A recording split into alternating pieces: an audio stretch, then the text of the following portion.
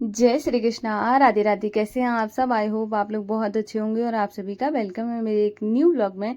तो बस मैं अभी किचन में आ गई थी और मैंने थोड़ा सा किचन को साफ कर लिया है और उसके बाद है ना फिर मैं जाऊंगी सीधा पूजा करने के लिए। तो यहाँ पर माधव वसु का भी मैंने श्रृंगार कर लिया है और अब मैं इनको टीका चंदन करूंगी। तो ये वाला एक जो पीला चंदन आता है, एक ये ऑरेंज वाला है, जो कि ऑरेंज वाला जिस दिन मैं लगाती हूँ तो सभी भगवान जी को लगा देती हूँ, क्योंकि वो माता को भी लग जाता है और वो भगवान जी को भी लग जाता है। लेकिन जब मैं पीला चंदन यूज़ करती हूँ तब मैं भगवान जी जो हैं उनको सबको पीला वाला लगाती हूँ, बाकी सभी भगवान माताओं को सबको है ना सिंदूर का टीका करती हूँ। तो ऐसे करके लगाती हूँ। तो आज मैंने यही वाला लगाया, माधव असु का श्रृंगार आप लोग देख सकते हैं।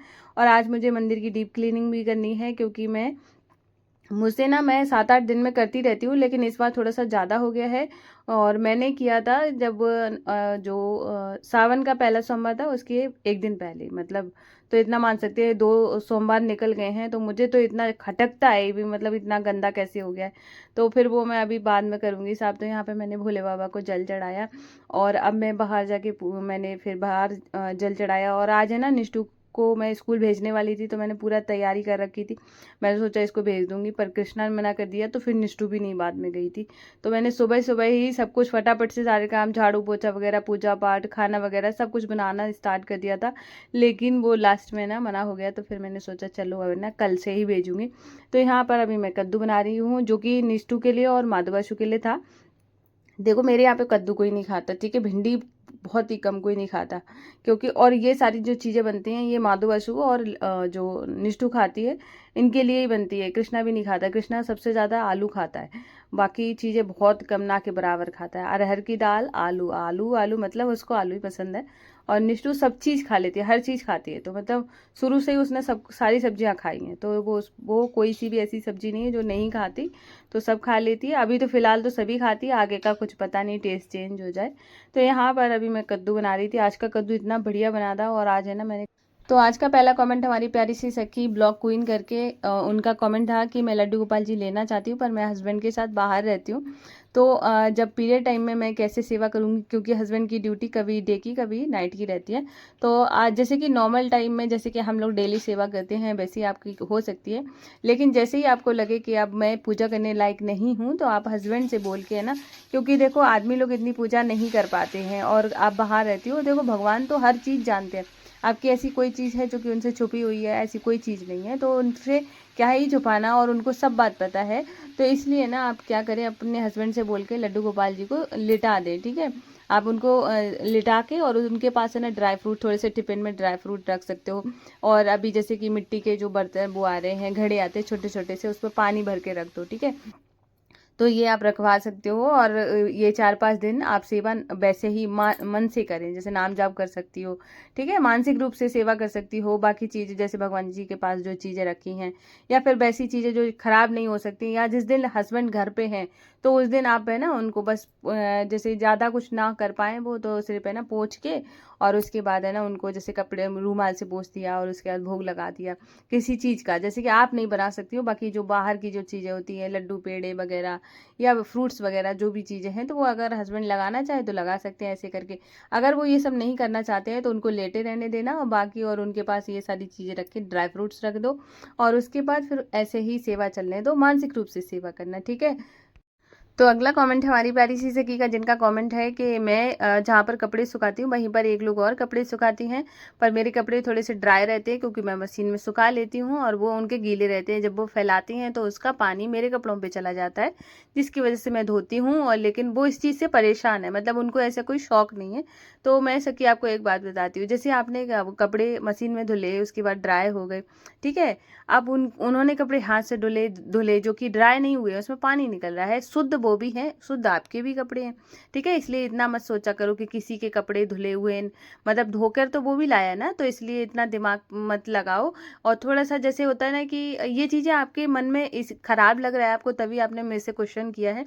अगर आपको ऐसी सारी चीज़ें, कभी कभार क्या होता है इंसान है ना करता है, लेकिन उसको पता नहीं रहता कि मैं कर क्या रहा हूँ, तो लेकिन आपको ये सारी चीज़ें फील हो रही हैं कि ये मैं क्यों कर रही हूँ, तो आपको मैं एक चीज़ बताऊंगी कि थोड़े दिन आपको ऐसे लगेगा, थोड़ा कंट्रोल करो। क्योंकि देखो ये मान मानो कि वो भी धोकर लाए हैं तो उनकी भी सारी जो कपड़े हैं वो शुद्ध हैं और आपके भी हैं, तो गंदे तो किसी के भी नहीं हैं, ठीक है।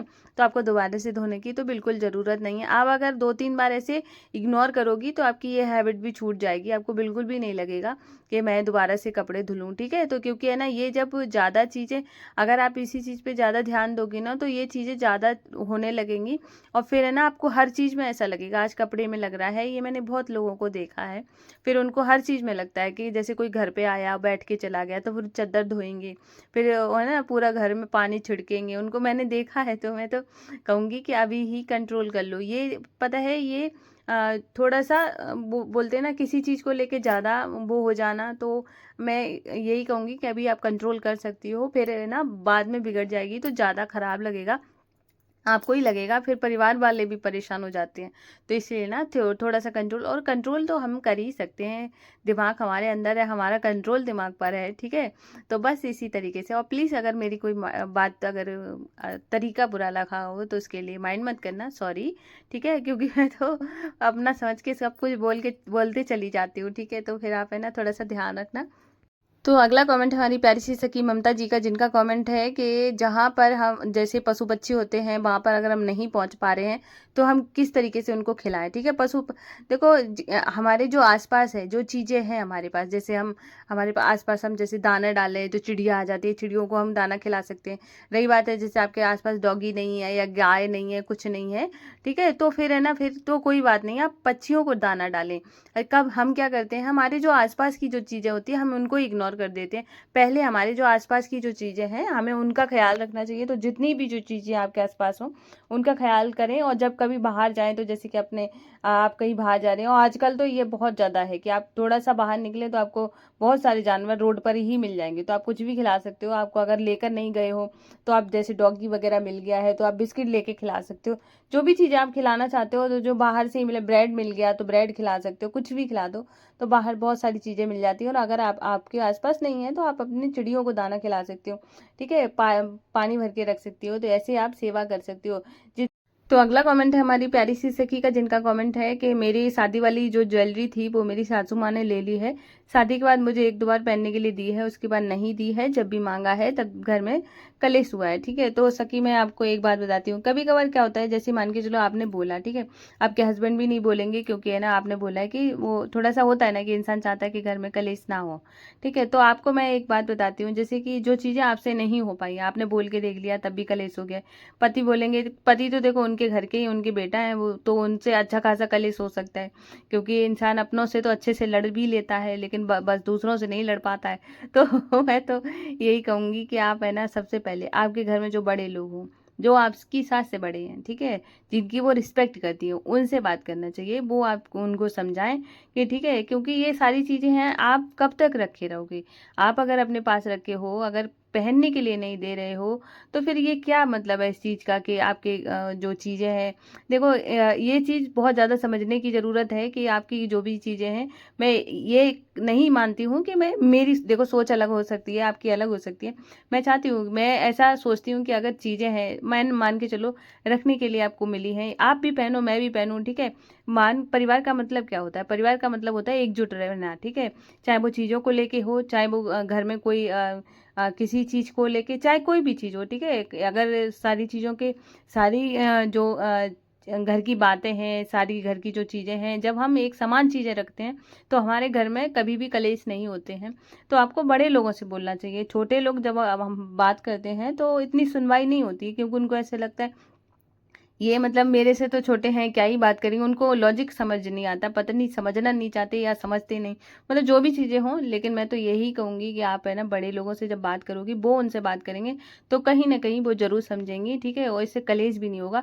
नॉर्मल तरीके से आप बात कर सकते हो कि देखो है ना, ये चीज़ें पहनने के लिए होती है, रखने के लिए नहीं होती हैं। और आप ये आराम से बोल सकती हो कि जब आपको चाहिए तब आप पहन लेना। जब आप पोलाइटली चीज़ें लोगी, जब आप बार बार उनसे इसी तरीके से बात करोगी, तो फिर है ना, फिर वो हो सकता है कि वो दे दें, ठीक है। कभी कभार है ना गुस्से से या फिर ना वैसे करके बात नहीं बनती है, तो हमें प्यार से ही बात मनवानी पड़ती है। तो आप वैसे ऐसे बात कर सकती हो, ठीक है। तो अगला कमेंट है हमारी प्यारी सी सखी का, जिनका कमेंट है कि मैं नियमित रूप से पूजा पाठ करती हूँ, नाम जाप भी करती हूँ, फिर भी मेरे पति का व्यापार अच्छा नहीं चल रहा है। तो सखी, मैं आपको एक चीज़ बताती हूँ। कभी कभार क्या होता है कि जिस क्षेत्र में हम काम कर रहे होते हैं या जिस चीज़ को लेके हम काम कर रहे होते हैं वो अच्छे से वर्क नहीं कर रहा होता है, क्योंकि वो उस चीज़ के जैसे कि मैं भगवान जी को बहुत मानती हूँ, मैंने शुरू से ही माना है। लेकिन अगर मेरी लाइफ में कोई भी चीज़ें ऐसी हुई हैं और जो कि मैं कभी कभार है ना, मैं सोचती हूँ कि कुछ चीज़ें शेयर करूँ, फिर मुझे लगता है कि रहने दो, नहीं करती हूँ, कि कुछ चीज़ें ऐसी होती हैं जो कि प्राइवेट रखना चाहिए। तो मैं कभी ऐसे सोचती हूँ कि अगर आपका किसी क्षेत्र में काम नहीं बन रहा है तो मुझे लगता है बिल्कुल ही आपको चेंज करना चाहिए। कभी कभार है ना कि हम उसी में ही लगे रहते हैं और हम चेंज नहीं करना चाहते हैं, ये सोच के है ना कि समाज क्या कहेगा। कि सपोज करो कि मेरी कोई एक दुकान है जो कि मैं चला रही हूँ, वो ऐसे चल नहीं रही है और मैं उसको बस इसलिए खोल के बैठी हूँ क्योंकि है ना समाज क्या कहेगा कि इनकी तो दुकान थी, इन्होंने दुकान बंद कर दी है। समाज पता है कि आपको कुछ नहीं दे के जाता है, सिवाय है ना ये इस चीज़ की, आज 4 लोग ये कहेंगे कि आपने ये क्या कर लिया, वो क्या कर लिया, कि क्या आपको मदद के लिए कोई आगे आएगा कि आपकी दुकान नहीं चल रही है, कि भाई साहब आप दूसरा कोई काम कर लो।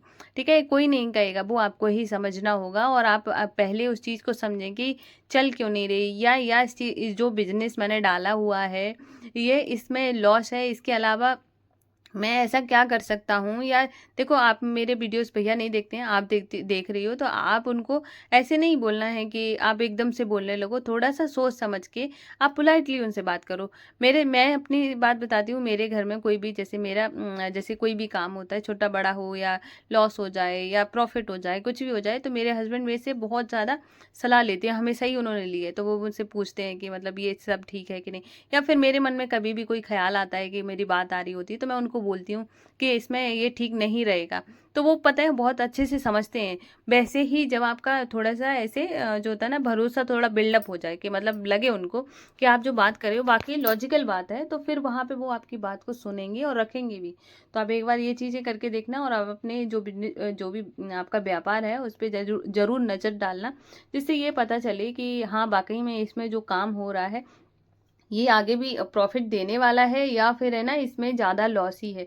कई बार क्या होता है कि बहुत सारे लोग सेम चीज़ें जो व्यापार में होती हैं, किसी को प्रॉफिट हो जाता है, किसी को लॉस हो जाता है। ये देखो अलग अलग चीज़ें हैं, किसी के लिए वो हो सकता है कि बहुत अच्छी हो, आपके लिए कोई चीज़ ऐसी बनी हो जो कि बहुत अलग हो। ठीक है, तो ट्राई जरूर करना, एक बार सोचना जरूर।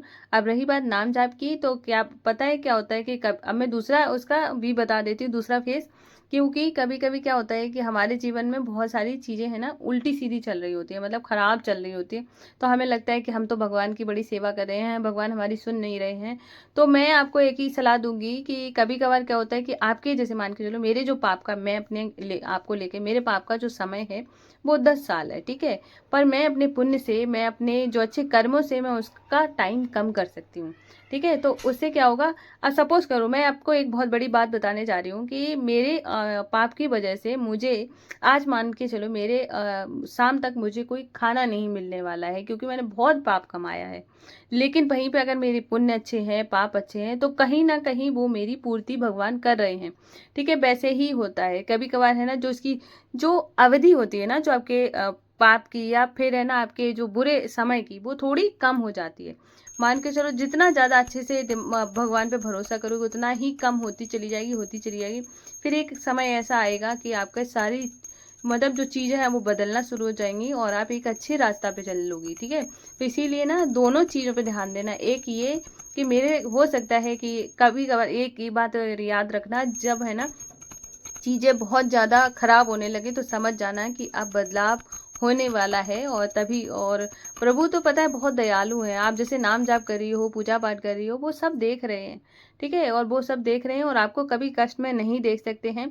और हो सकता है कि वो सब आपकी जो चीज़ें हैं वो धीरे धीरे सुधार होने वाली हैं और वो सब खत्म होने वाला है। ठीक है, तो इसलिए ना बहुत ध्यान देना कि चीज़ें में भरोसा बहुत बड़ा होता है, भरोसे से बड़ी कोई चीज़ नहीं होती है। इसलिए भगवान पे भरोसा करना, सब अच्छा होगा। दोनों चीज़ों पे विचार करना, आपको बहुत अच्छा लगेगा। तो आज का जो पूरा वीडियो मैंने ऐसे ही निकाल दिया है, सिवाय कमेंट करने के, क्योंकि कमेंट बहुत सारे हो जाते हैं, फिर मुझे ऐसे लगता है कि सब लोग वेट कर रहे होते हैं, तो फिर मुझे अच्छा नहीं लगता है। तो मैंने दरवाजे पे दिया रख दिया है, अभी मैं बाहर जाके पूजा करूँगी। आज मेरा मंदिर भी बहुत अच्छे से क्लीन हो गया है, मुझे बहुत ज़्यादा खुशी हो रही है।